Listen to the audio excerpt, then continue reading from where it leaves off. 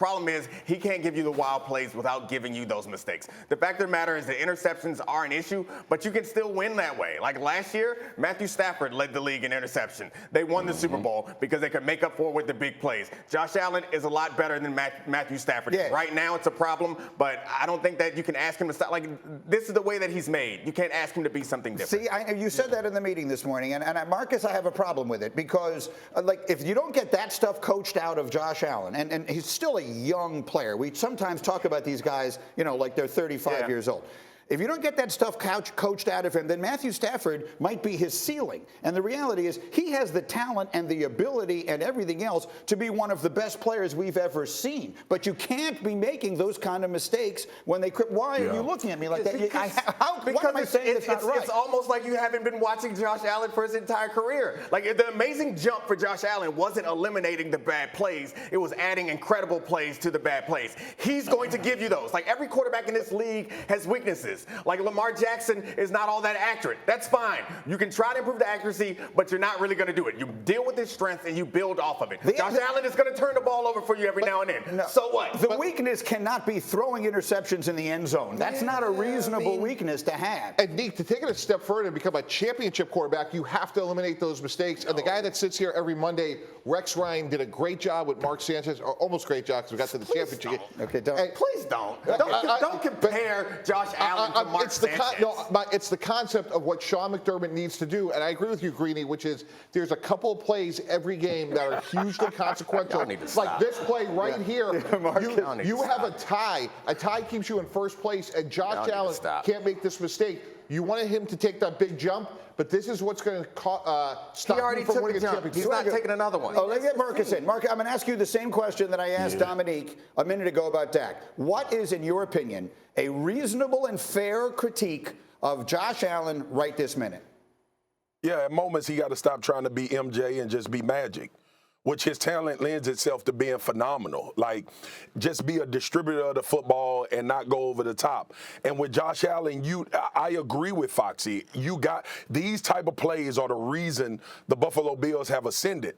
My issue with what Foxy is saying is in certain moments where we know the Buffalo Bills will be, it will cost them.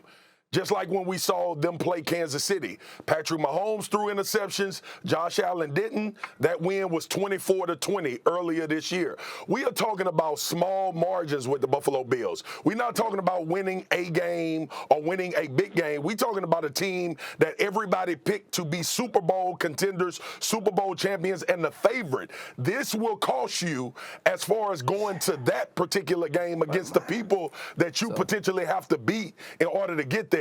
Josh Allen is capable. We know he can do it, but this is concerning just because Patrick Mahomes is probably going to be staring down the barrel, and the difference in that game is probably going to be interceptions more than both of these guys being uber talented.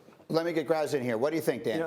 He didn't throw an interception against Kansas City. He did lose a fumble. Like right at the end of their opening drive, it could have been a touchdown, cost him a touchdown. Look, their losses are by 2 points, 3 points, and 3 points. You need him to be a complete disaster at the end of the game in order to barely beat the Buffalo Bills, right? More often than not, he's going to deliver, right? Like, yes, he needs to stop. Yes, I'm not arguing in favor of goal line interceptions.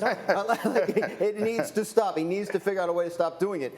But fundamentally, they are at the goal line so much that on balance, it will be, what are you going to say? Like, in the playoffs, the margins are too thin, right? No, that's exactly right. And right now, like, if they had won that game, they're in first place. If the season ended today, they're in third place. The AFC East right now is real, and that's the difference between him becoming greater and him becoming a championship quarterback. He's 26 years old. I mean, I feel like you're talking about him like he's a finished product, and I'm trying to say I don't think he is. My point is Josh Allen made the best leap from 1 year to another year of any quarterback that we've ever seen in the history of football. Yeah. And now y'all asking him to make another one. Stop it. Like Aaron Rodgers, what he was in his prime and what Patrick Mahomes is right now is unique. You think think that you're going to make Josh Allen into a guy that gives you these big, wild plays without mistakes, you're not going to do it. It's not going to happen. So accept that he is outstanding and great, and accept that sometimes he's going to give you some boneheaded plays where he's trying to punch out fumbles with his injured elbow. He's going to try to run through people. Yeah. He's going to try to throw balls through defenders.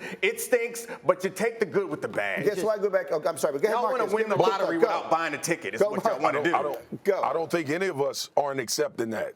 Like, the reason why we have them as the favorites is because of Josh Allen.